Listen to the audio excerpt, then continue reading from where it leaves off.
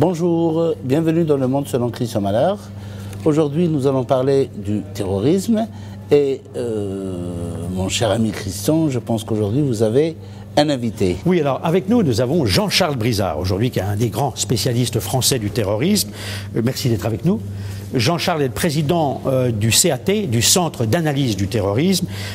Jean-Charles, le terrorisme est aujourd'hui une menace qui n'épargne aucun État de la planète. Alors, pour vous, quelles sont les différentes formes de terrorisme dans le monde et cette menace a-t-elle véritablement changé? Alors, c'est vrai qu'on a entendu parler ces dernières semaines d'une nouvelle forme de terrorisme, à la suite notamment des attentats de Paris.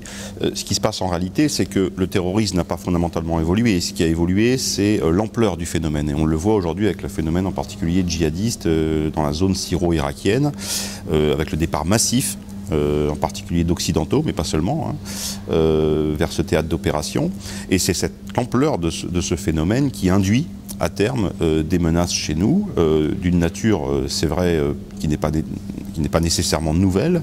On a eu affaire dans le passé à des menaces de basse intensité commises par des individus qui revenaient de théâtres d'opération, qu'il s'agisse d'Afghanistan, de Bosnie, de Somalie ou de Tchétchénie.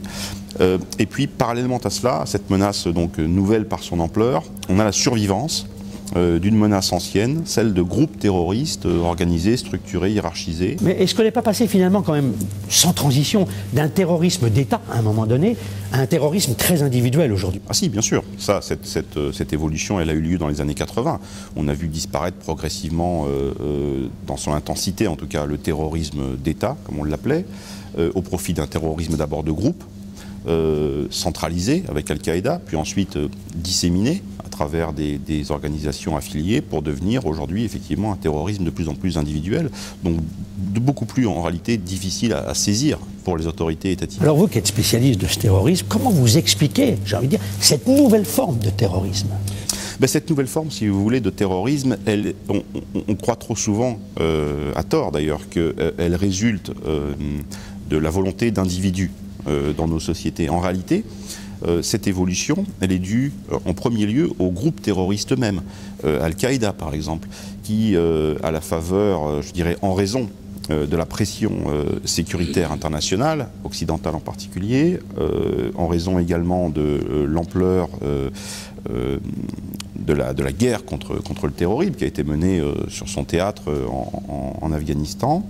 Ce sont les propres dirigeants d'Al-Qaïda qui ont décidé, même avant le 11 septembre 2001, de développer cette forme de terrorisme individuel, considérant qu'ils auraient beaucoup plus d'impact qu'un groupe structuré, organisé et encore une fois très visible. Et celui qui a théorisé ce djihadisme individuel n'est autre que Abu Musab al-Souri, qui était le théoricien d'Al-Qaïda, l'idéologue d'Al-Qaïda, un Syrien d'ailleurs d'origine. Alors, on parle beaucoup aujourd'hui maintenant, on a osé appeler, enfin certains gouvernants ont osé appeler cet islam l'islam radical. Est-ce que pour vous, cet islam radical puise sa source ou ses sources dans la religion? Mais ce qu'on voit aujourd'hui par rapport aux individus impliqués dans ces réseaux, c'est qu'effectivement un certain nombre d'entre eux sont attirés vers cette violence terroriste par le biais idéologique. Mais aujourd'hui, la plupart d'entre eux, en Occident en particulier, ne conçoivent pas leur engagement d'un point de vue idéologique. Ils le conçoivent d'un point de vue humanitaire, d'un point de vue... pour eux, si vous voulez, on est face à des individus qui de plus en plus sont en proie à des difficultés psychologiques, familiales, d'insertion, enfin en tout cas des problèmes identitaires surtout. Et voilà, c'est la raison principale de l'engagement de ces individus, qui sont des individus qui sont faibles et qui sont donc des cibles privilégiées d'une propagande extrêmement développée, notamment sur Internet. On voit bien aujourd'hui comment faire face à cette menace. Et en même temps, on se dit, est-ce que vraiment tous les États travaillent ensemble? Moi, je n'ai pas le sentiment que les Européens travaillent bien tous ensemble. Il y a des canaux qui fonctionnent très bien, ça on en parlera avec notre ami Khaled Lasber. France-Algérie, ça fonctionne bien, mais est-ce qu'avec tous les pays, finalement, ça fonctionne aussi bien qu'on pourrait l'imaginer? Bon, c'est une question extrêmement complexe que vous posez, parce qu'à la fois, vous posez la question de savoir ce qu'il faut faire par rapport à ce phénomène, et il y a beaucoup de choses à faire sur l'ensemble, je dirais, du cycle de la radicalisation, depuis l'amont, c'est-à-dire qu'est-ce qui pousse un jeune à être attiré par des idées tels que ceux proférés par ces propagandistes sur Internet, au départ et éventuellement le retour de ces personnes, et que faire de ces personnes, comment les réinsérer d'une certaine manière dans cette société, alors que la majorité d'entre eux, on le sait, ne sont pas nécessairement dangereux à leur retour, et que seule une infime minorité seront vraisemblablement dangereux à leur retour. C'est vrai que ça pose un problème de coopération internationale. Alors en Europe, c'est balbutiant, et j'ai envie de dire, on se retrouve un peu dans la même situation qu'à la suite des attentats de Madrid en mars 2004. Il y a eu énormément de déclarations d'intention, etc., puis pas grand-chose de fait derrière. Aujourd'hui, il faut faire attention à ce que ça ne se reproduise pas, et à ce que la volonté manifestée notamment par la France et d'autres gouvernements se traduise réellement dans les faits par des décisions en termes de coopération, en termes d'échange d'informations, qu'on institue des mécanismes automatisés, systématiques d'échange d'informations, ne serait-ce qu'au niveau européen. Puis ensuite, effectivement, il faut développer les coopérations avec les États autour de l'Europe, avec la Turquie en particulier, avec l'Afrique du Nord, zone de passage de ces djihadistes, et zone également concernée par ce terrorisme, on le sait. Alors, question de Khaled Lasber.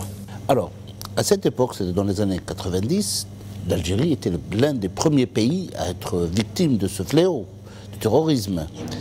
Et il semble que l'Algérie avait demandé justement l'aide de la France, qui n'a pas donné de suite. Alors je ne sais pas, quel est votre avis justement s'agit-il d'une erreur ou non, alors qu'aujourd'hui on voit que le GIA qui s'est transformé en AQMI, justement, s'en prend à la France. Bon, je crois qu'il faut se garder comment dirais-je, d'analyse rapide sur cette question complexe des relations franco-algériennes. D'abord parce qu'elle est solide sur le plan opérationnel, cette coopération. Elle s'est vérifiée dans le passé, je dirais, sur des opérations bien précises, antiterroristes, parce que l'Algérie aussi a un rôle fondamental, et la France l'a dit et rappelé, et notamment dans la zone subsaharienne, et son rôle a été important, sinon déterminant, dans la résolution de cette crise. Donc la coopération, elle existe. L'Algérie est en pointe également sur un certain nombre de sujets très importants. Il peut y avoir des divergences d'ailleurs avec les États européens, notamment sur la question des rançons, des prises d'otages. L'Algérie a été un des premiers pays à pointer du doigt le danger pour les États européens de continuer à financer le terrorisme en quelque sorte à travers le biais des rançons. Et, vous parliez d'AQMI, effectivement, AQMI a été financé à 90% par les rançons de prise d'otages. L'Algérie a eu un rôle déterminant, non seulement au plan régional, mais aussi au plan international, notamment au niveau de l'ONU, pour faire avancer les choses, et aujourd'hui faire en sorte que ces rançons soient criminalisées. Alors je prends cet exemple parce qu'il est singulier, il est spécifique, mais il est très important, et surtout il illustre parfaitement le rôle que peuvent jouer des États directement impliqués, concernés par le terrorisme, peuvent jouer ces États donc dans la lutte contre ce phénomène. Alors Jean-Charles Brizard, le Daesh, donc l'État islamique, on le sait tous, est bien impliqué aujourd'hui en Irak, en Syrie, mais depuis peu en Libye. Alors est-ce que le fait de cette présence en Libye, qui commence à s'accroître, redevient un véritable danger pour tous les pays riverains de la Méditerranée? Bien sûr. Ce à quoi on assiste aujourd'hui de la part de l'État islamique, c'est d'abord une consolidation sur le théâtre d'opération syro-irakien, la volonté de sa part d'exister en tant qu'État, de consolider son assise territoriale, et puis un développement international à travers non seulement des affiliations, c'est-à-dire des groupes qui auparavant pouvaient être affiliés à Al-Qaïda par exemple, qui se rallient à l'État islamique. On l'a vu en Algérie, on l'a vu au Moyen-Orient, on l'a vu en Asie du Sud-Est et en Afrique, notamment au Nigeria. Mais c'est vrai que ce groupe étend aujourd'hui son emprise sur d'autres territoires. Pourquoi ? Simplement, on assiste finalement au même processus auquel on a assisté en Irak et en Syrie. C'est la déliquescence des États qui amène ce terrorisme. Ça a été vrai en Irak, ça a été vrai en Syrie, avec la faveur de la guerre civile. C'est vrai aujourd'hui en Libye où l'État est inexistant, hein, c'est une zone grise, et effectivement c'est un danger qui est aujourd'hui à nos portes. Alors, on parle de Daesh, c'est pratiquement, on dit toujours entre 25 et 32 000 hommes, hein, c'est à peu près ça, c'est le chiffre, peut-être que vous connaissez le chiffre. Oui, enfin, ça varie entre 30 et 50. Enfin. Alors, quand on entend le président américain, Obama, dire « Oh, le combat ne sera pas forcément terminé lorsque je passerai le relais », ça veut dire le 20 janvier ou 21 janvier 2017, c'est quand même inquiétant. C'est inquiétant, mais en réalité, ça correspond à la situation aujourd'hui sur le terrain. On a un groupe terroriste qui est implanté, qui dispose, je l'ai dit, d'une assise territoriale importante, qui contrôle un territoire plus vaste que le Royaume-Uni, qui a aussi à gérer 10 millions d'habitants, hein, qui sont des civils dans ces régions. Le choix a été fait d'une coalition internationale avec des frappes aériennes. On sait que c'est insuffisant, ça ne sera pas suffisant pour faire reculer Est-ce qu'il faut des troupes au sol islamique. Je le crois, oui, en effet. Si notre volonté, c'est véritablement de déloger l'État islamique, il faudra nécessairement des troupes au sol. Si on a bâti une coalition internationale, il faut aller plus loin, renforcer cette coalition, en particulier faire participer les pays riverains de l'Irak et de la Syrie. Un certain nombre, ils sont prêts, apparemment, pour, comment dirais-je, pour préparer une offensive au sol, avec bien sûr les troupes irakiennes, mais pas seulement, ça ne sera pas suffisant, on le sait, l'armée a été défaite dans de nombreux endroits du nord de l'Irak, donc il faut que véritablement les États riverains prennent toute leur part dans cette coalition, ce qui n'est pas nécessairement évident, effectivement, et qui nécessitera sans doute des mois, voire des années. Khaled Lasber. Oui, en Algérie, comme vous le savez, dans le cadre de la concorde civile, certains terroristes, des repentistes, il y a ce qu'on appelle un repentissement. Ça, c'est après avoir requis l'accord de la population de l'Algérie. Donc, est-ce que vous pensez que c'était une bonne stratégie ? Et sinon, existait-il encore des réseaux dormants actuellement? Les politiques, je considère que globalement les politiques dites de réconciliation nationale, dites de repenti en faveur de ces anciens djihadistes, puisqu'il s'agissait généralement de moudjahidines qui revenaient d'Afghanistan, qui avaient formé sur leur territoire au retour, qu'il s'agisse du Maroc, de l'Algérie ou de la Libye, des groupes islamistes, même de la Tunisie, a été un échec. Pourquoi? Parce que l'essentiel des militants violents qui avaient été incarcérés sont retournés à la violence. Ça a été vrai en Algérie, ça a été vrai en Libye, et ce à quoi on a assisté, c'est que, en dépit de la fermeté de ces gouvernements, eh bien, ces individus, bien sûr, sur le territoire national, il était compliqué pour eux de mener une lutte violente, ils sont partis à l'étranger. Et aujourd'hui, on voit ces militants au sein des organisations telles que Al-Qaïda ou l'État islamique. Non, mais il ne faut pas oublier qu'en Algérie, les repentis sont très surveillés. Oui, mais je parle des politiques, et je rejoins votre question, encore une fois, je parle des politiques de réconciliation nationale qui, dans les années 80-90, ont été, oui, 80 ça a commencé déjà, ont été un échec. Pour moi, on a abouti à un échec parce que, encore une fois, l'essentiel de la direction des groupes djihadistes qui avaient été formés dans les pays d'Afrique du Nord se sont reconstitués, se sont renforcés grâce à l'apport, justement, de ces détenus qui ont été libérés. Ça a été vrai pour le GSPC à l'époque, qui est devenu Al-Qaïda au Maghreb islamique. Ça a été vrai pour le groupe combattant libyen. Ça a été vrai pour le GICM au Maroc. Et je peux multiplier les exemples encore. Voilà. Donc l'Algérie n'était-elle pas en avance dans la lutte antiterroriste par rapport justement à la France, aux pays européens, puisqu'elle était la première à être confrontée justement au GIA, aujourd'hui devenue AQMI, donc quel est votre avis justement de cette... Si vous voulez, l'Algérie a été effectivement frappée, à l'instar de la France, bien avant les autres pays dans le monde, par ce phénomène. C'est la raison pour laquelle c'est un pays qui doit être entendu, c'est un pays qui dispose d'une grande compétence, d'une grande expérience de ce phénomène, et c'est la raison pour laquelle d'ailleurs la France a toujours souhaité que